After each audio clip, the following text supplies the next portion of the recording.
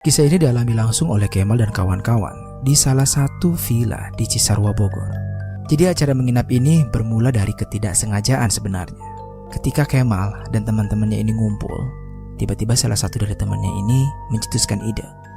Kayaknya seru nih kalau nginep di villa rame-rame. Kemudian Kemal dan teman-temannya pada saat itu menyetujuinya. Akhirnya mereka share ke teman-teman lainnya di grup. Dan ide mereka pun disambut baik oleh yang lainnya. Mereka sangat antusias untuk ikut dalam acara menginap di villa kali ini. Karena melihat antusias teman-teman inilah, Kemal dan teman-teman membentuk panitia mulai dari ketua acara, wakil, dan lain-lainnya. Karena yang ikut ini juga lumayan banyak, ada kurang lebih sekitar 40 orang. Semua kejadian ini terjadi tahun lalu, sekitar bulan Juli 2020.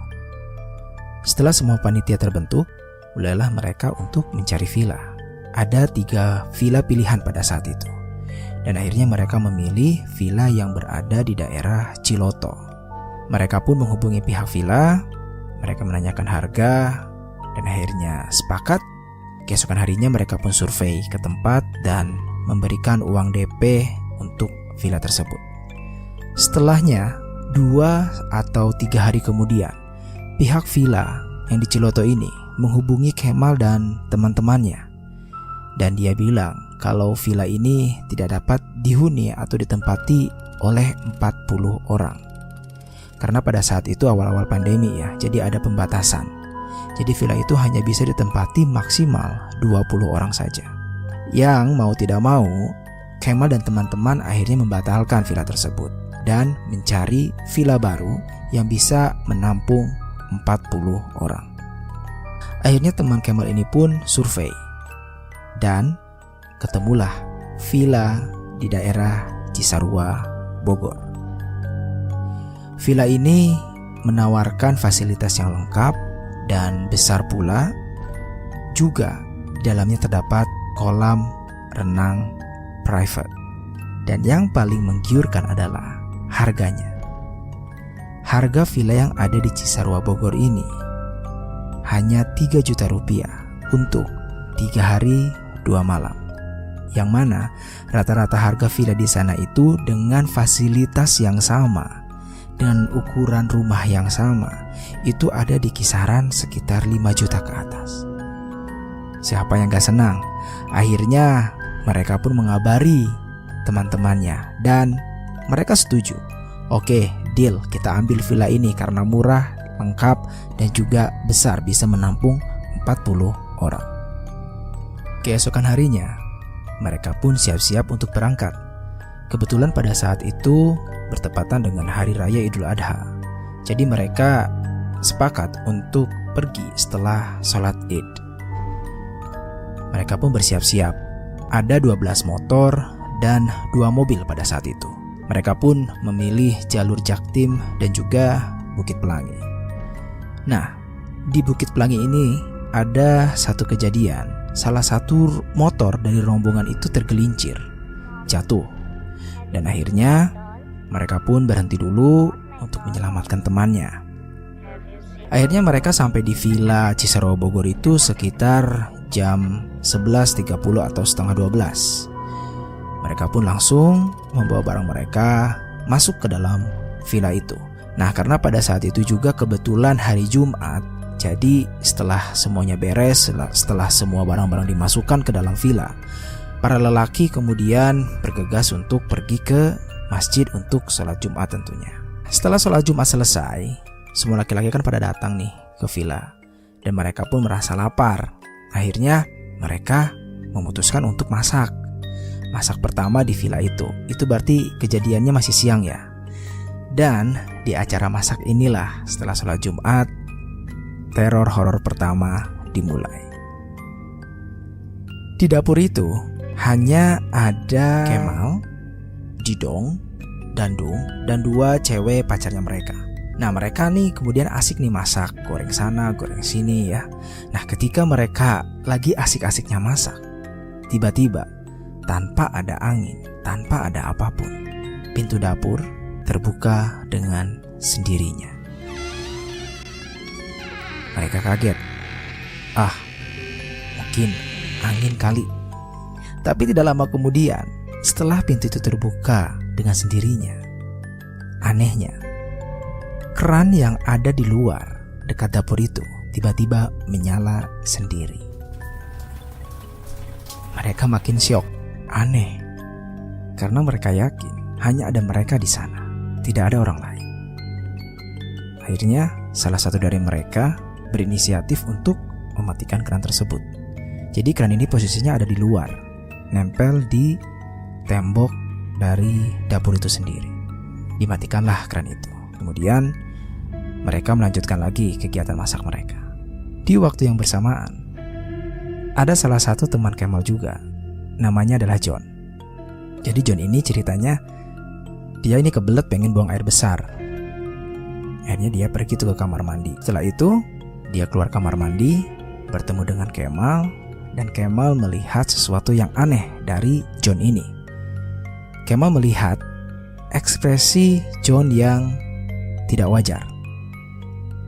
Jadi dia menunjukkan ekspresi ketakutan, pucat, ekspresi panik, dan dia kayak seperti terdiam sejenak. Akhirnya Kemal pun bertanya sama John, "Lo kenapa, John?" Dan John pun menceritakan apa yang terjadi, apa yang dia alami di WC pada saat itu. Jadi menurut ceritanya John itu, ketika dia sedang buang air besar, dia mendengar seperti ada seseorang yang menangis. Padahal pada saat itu di lingkungan atau daerah sekitaran WC itu tidak ada orang. Semuanya ada di tempat lain, tidak ada di dekat WC tersebut. Kemal pun pertama kali tidak percaya, bahkan dia sampai 2 kali bertanya. Cuma dipikir-pikir, John ini tidak mungkin berbohong, karena Kemal sendiri bisa melihat dari ekspresi muka John itu sendiri. Akhirnya Kemal memberitahukan John kalau untuk tidak menceritakan apapun kepada semuanya selain mereka berdua, karena ditakutkan orang-orang yang ada di situ, orang-orang yang ada di villa ini malah tidak bisa menikmati liburan mereka. Yang ada mereka takut, mereka panik, dan ujung-ujungnya mereka minta pulang. Kan gak lucu, orang baru nyampe malah minta pulang. Akhirnya John pun mengiyakan. Setelah masak selesai, setelah semuanya makan dan semuanya kenyang, semua orang yang ada di villa itu sangat terlihat menikmati liburan mereka. Singkat cerita, malam pun tiba. Sekitar jam 8 sampai jam 9 malam, tiba-tiba semua lampu yang ada di villa mati. Panik semua orang, heboh satu rumah. Mereka pikir ada salah satu dari mereka yang jahil untuk mematikan lampu villa. Bahkan ada salah satu teman Kemal yang pada saat itu agak sedikit emosi. Dia pun bilang kayak, "Woi, ini siapa sih yang jahil? Jangan gini dong bercandanya." Tidak lama dari dia berucap seperti itu, tiba-tiba lampu villa pun nyala kembali. Udah, semua orang tenang, kondusif lagi. Akhirnya ketua acara meminta semua orang untuk kumpul di ruang tamu. Rencananya dia akan memberitahukan acara atau rundown yang akan mereka lakukan di keesokan harinya. Setelah rapat selesai, teman Kemal tadi ini yang agak emosi ini masih penasaran sama siapa sih yang iseng banget matiin lampu villa. Akhirnya dia tanya di tengah-tengah rapat itu, "Tadi siapa yang matiin lampu villa?" Dari 39 orang yang ada di sana, tidak ada yang mengaku, tidak ada yang merasa mematikan lampu villa. Malah ada 2 orang yang bercerita hal lain ketika lampu di villa itu mati semua. Jadi ada salah satu yang bercerita atau mengaku kalau ada sesuatu hal yang ganjil pas lampu villa mati. Jadi dia ini sedang nongkrong di teras rumah depan. Dan pas lampu itu mati, dia melihat tiba-tiba lampu sorot mobil itu nyala sendiri. Aneh, kenapa itu lampu kok nyala sendiri? Sedangkan dia yakin kalau kunci mobil itu ada di yang punya mobilnya. Dan dia ada di dalam kamar pada saat itu. Dan setelah lampu nyala pun, akhirnya dia ngecek tuh ke mobil. Dan ternyata mobil itu dalam keadaan terkunci. Selain itu, ada lagi kejadian salah satu dari anggota di sana. Nah, kebetulan pada saat itu dia lagi ada di dalam kamar. Kamar ini ada di pojok dekat kolam renang. Dia mendengar ada suara orang nangis lagi. Pas lampunya mati. Pas lampu nyala, suara itu hilang. Mereka berdua ini ngaku kalau mereka mengalami hal tersebut. Dan ya udah, ya mencoba untuk tidak panik. Ya mereka datang ke situ untuk have fun, untuk senang-senang kan, gak mau yang mendengar cerita-cerita ini. Dan ya sudahlah, biarkan berlalu, toh sekarang lampu sudah nyala lagi kan. Nah, akhirnya mereka masuk tuh ke kamar masing-masing setelah rapat, karena pada saat itu cukup malam juga. Kemudian Kemal dan teman-teman ini malah memutuskan untuk main kartu nih ceritanya. Main kartu remi di teras lantai 2, di balkon lantai 2, untuk mencairkan suasana lah agar tidak terlalu tegang dengan apa yang sudah terjadi kan. Malam harinya malah temannya sendiri menceritakan hal seperti itu. Setelah bermain remi, semuanya pun masuk ke kamar nih untuk bersiap tidur. Tapi sekitar jam 12-an, Kemal ini kayak gak bisa tidur gitu kan. Akhirnya Kemal mengajak 3 temennya nih buat ngerokok di teras, karena ngerasa mulutnya ini asem. Akhirnya mereka pergi tuh. Nah terus kemudian pas sampai di teras, ternyata dia melihat ada 2 temannya lagi nih yang masih asik ngobrol. Nah ini total ada 7 orang di teras itu. Selain ngerokok, Kemal juga ya menikmati pemandangan malam Cisarua ya, ngeliat gunung-gunung di malam hari gitu kan, asik lah sampai ngerokok. Sampai tiba-tiba dia teralihkan fokusnya dengan bangku yang ada di taman. Jadi pertama, karena kan suasana pada saat itu gelap, jadi agak sedikit remang-remang, tidak terlalu jelas gitu kan. Kemal ngeliat nih ke bangku di taman. Awalnya Kemal ini berpikir kalau itu adalah baju temen-temennya yang sedang dijemur karena habis berenang tadi sore kan. Karena suasana saat itu remang-remang, tidak terlalu jelas, akhirnya Kemal pun memfokuskan penglihatannya. Dan ketika penglihatan Kemal terfokuskan terhadap objek tersebut, yang dilihat Kemal itu ternyata bukan pakaian teman-temannya, melainkan dia melihat sesosok kuntilanak bergaun putih yang sedang duduk menunduk dengan rambut ke depan menutupi wajahnya. Sontak pada saat itu Kemal langsung teriak, "Kuntilanak!" Otomatis teman-teman Kemal yang ada di teras pun berlarian ke dalam kamar. Sampai-sampai panikan mereka ini membangunkan teman-teman yang lain yang sedang tidur di ruang tamu pada saat itu. Nah kemudian mereka pun masuk kamar nih, langsung masuk kamar. Kemudian langsung menyalakan murotal. Kemal juga bilang lagi nih sama teman-temannya, cukup kita aja yang tahu, gak usah bilang ke siapa-siapa. Pokoknya jangan sampai ngerusak liburan ini. Setelah itu mereka pun akhirnya mencoba untuk tidur. Pagi pun tiba. Nah setelah kejadian itu, seketika tubuh Kemal ini tiba-tiba lemas. Ditambah badan Kemal jadi panas. Kayaknya gue tidur aja, gue gak bakal ikut aktivitas hari ini gitu kan. Akhirnya dia mencoba untuk istirahat sampai kondisinya ini memang memulih.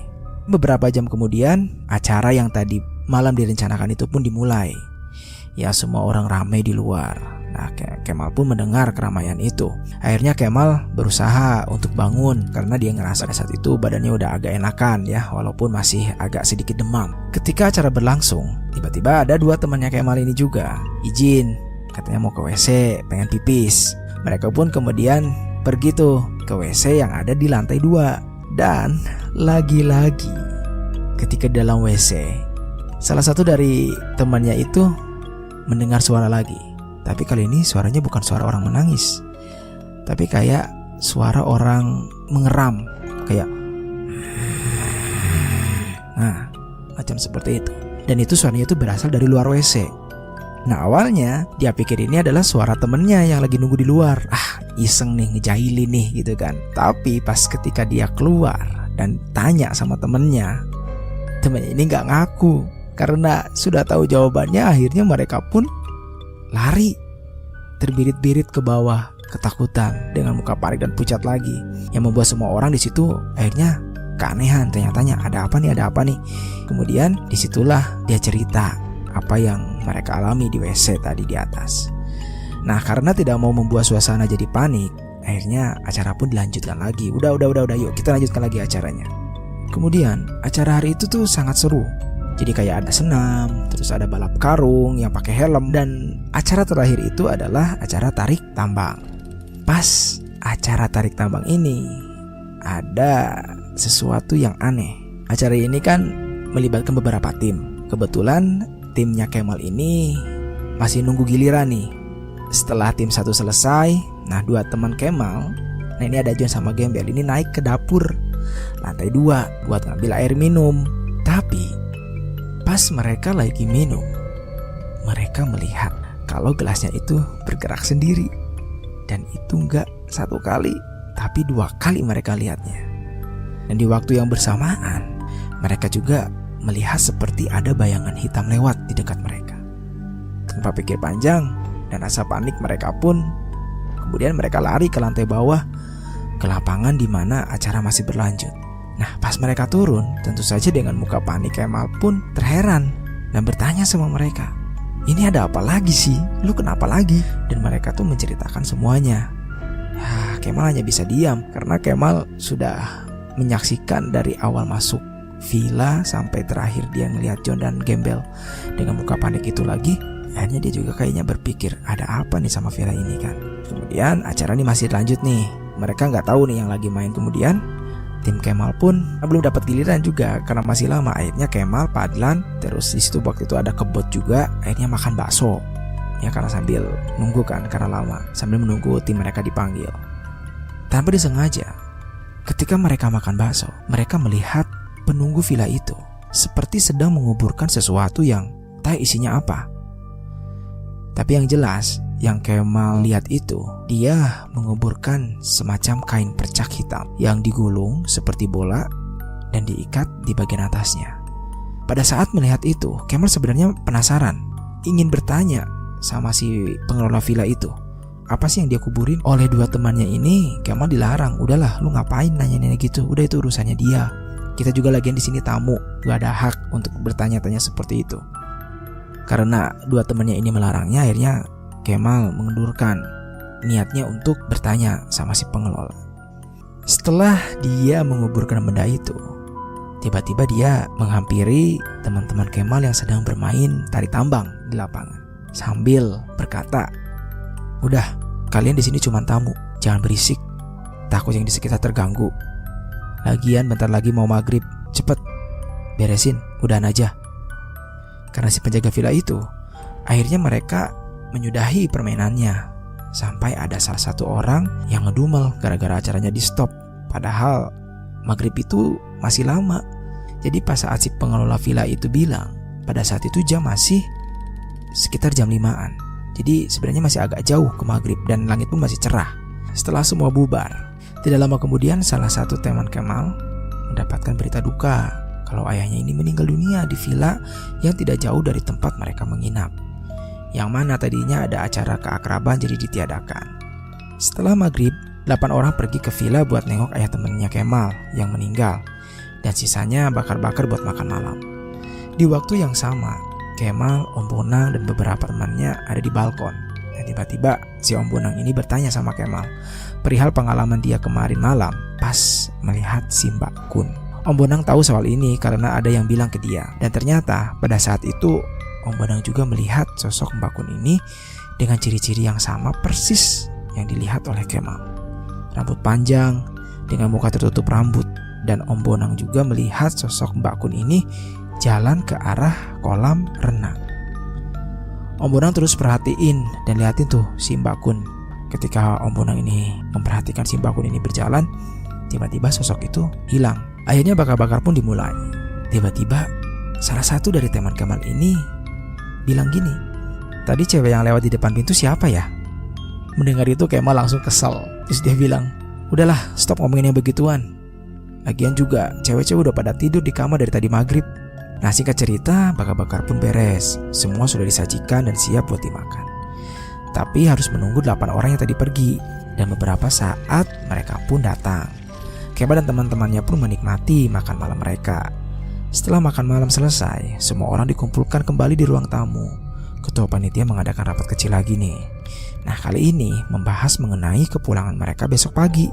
Yang rencana awalnya mereka akan pulang siangan, tapi karena kondisi yang seperti ini, maka besok mereka akan pulang lebih pagi lagi. Setelah rapat kecil selesai, mereka pun masuk ke kamar masing-masing. Kemal dan beberapa temannya tidur di ruang tamu. Ketika lagi pules-pulesnya tidur, tiba-tiba teman Kemal ini, ya sebut saja namanya Denny, membangunkan semua orang yang ada di rumah. Ketika itu, dia menunjukkan sekitar jam 3:30. Dia membangunkan semua orang dengan panik. Bangun, bangun, semuanya bangun. Kita harus pergi. Kita harus pergi cepet-cepet. Pokoknya kita harus pulang habis sholat subuh. Villa ini benar-benar gila, horor banget. Panik dong. Ditanya ada apa, dia gak mau jawab. Dia bilang udah nanti aja kalau udah keluar dari villa ini.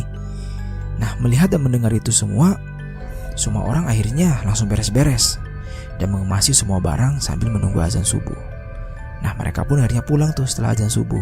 Dan sampai Jakarta lagi itu sekitar jam 8. Semua orang masih penasaran dengan apa yang terjadi semalam. Akhirnya mereka pun bertanya, ada apa nih sebenarnya? Akhirnya dia pun buka suara. Jadi semalam itu dia mengaku pas dia masuk ke kamar yang di atas, dia kayak ngelihat bayangan cewek. Kemudian dia lanjut tidur. Dia gak ngegubris tuh si bayangan itu. Udahlah, mungkin karena ngantuk ya. Jadi udahlah, gua tidur aja. Pas dia tidur ini, tiba-tiba dia ngerasa kalau ada sesuatu yang mengangkat badan dia. Sampai dia berasa kayak dia melayang. Ketika dia ngerasa badan dia ngelayang, dia coba untuk buka mata kan. Dan bener, dia ngelayang. Dan seketika itu tubuh dia jatuh ke bawah. Nah, pas jatuh itulah dia tersadar kalau ada sesuatu yang aneh.